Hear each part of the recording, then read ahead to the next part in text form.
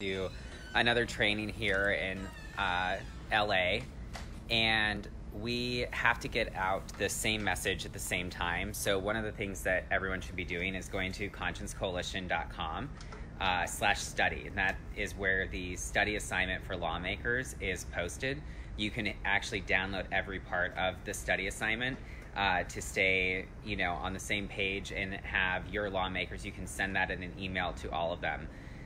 The other thing is that every single press release that we've sent is not only on my personal page and on Conscience Coalition's Facebook page, but also on my Twitter account. And we started Conscience Coalition's Twitter account as well today, which is good. And then pretty much everything should be also posted here too. We make sure that we share everything. There's a lot of things going on, obviously, besides what we're doing, but we need to make sure that we're all pushing out the same message. So as interesting as some of the stuff from like the Democrat debate was, for example, and some of the follow-up interviews that Marianne, our well-aligned with us Democrat candidate, that's not helping further our message here in California. The other thing is that the study order can be used by anyone in any state. So we're going to be working with other states to make sure that their lawmakers are also getting that study. So, I've talked to Carissa Hatton about doing a study order in Oregon. They should have plenty of time to do their homework before the next legislative session. And we're working with other states like Virginia and Ohio.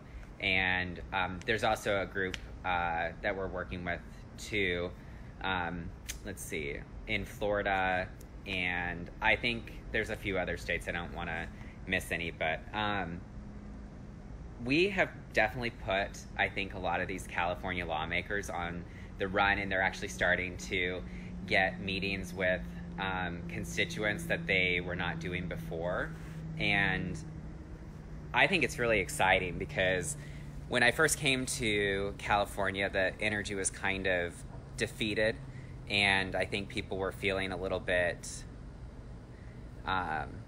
put down, I think, by the fact that the media is not really covering this and the lawmakers are not taking meetings, but that's changing, and we have people from all over the state getting on the same page. We had on Monday an entire coalition of 7 different groups join us in demanding that lawmakers actually read the full 1986 Act and the Supreme Court ruling, and also the dissent, which was really good.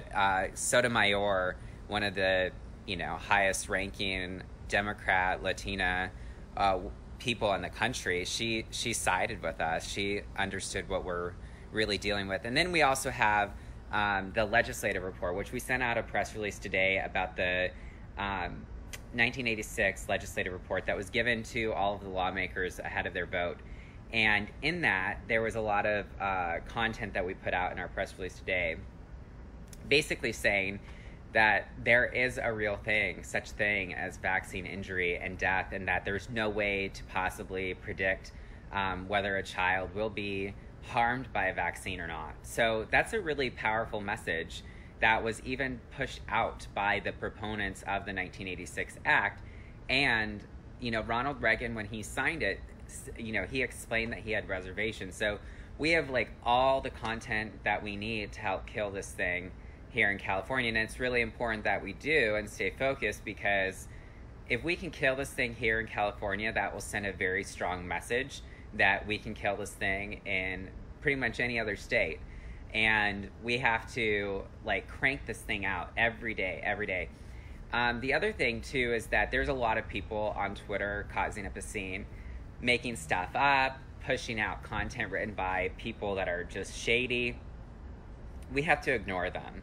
Instead of responding to people, we need to be pushing out our own content, because it's really easy to get, I'm even guilty of it, right? Because you have all these trolls that are tweeting nonstop and writing all of this crazy stuff.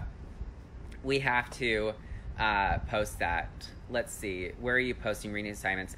So at the beginning of the video too, I kind of went over that. We have posted everything that we've put out in press releases and emails on the group, on the Conscience Coalition Facebook page, and also on my personal Facebook. And I'm capped at my friend limit by Facebook, and so I made a page where I also post everything, and I tweet everything as well. So it's all out there, and it's all going to be every day. We're going to post our press releases on the press release section of the website, consciencecoalition.com. The study order's on there, so everything should be all accessible. You guys can come to this website, and you know, there's a lot of groups that have put out, you know, a call to action every day at 9 a.m. We're not necessarily always going to have one thing that everyone can do right at 9 o'clock every day, because this is such a fluid environment, and Conscience Coalition is really like hammering stuff out, and we're managing trainings and doing so much in so many different places, and we're still working with other states besides California. So it's really on all of us to make sure that we're all on the same page and really looking at, you know, the stuff that I'm cranking out. Anyone can hit save on any of the photos of the press releases. I convert them into a JPEG from a PDF, so they're high quality, and then I upload them. So really the best place to stay engaged is Twitter, because I'm just a tweeting machine, and I post everything on my Twitter that we put out anywhere. And so that's a really great way to stay the most up to date. If you don't have Twitter, then it's time to sign up for a Twitter account.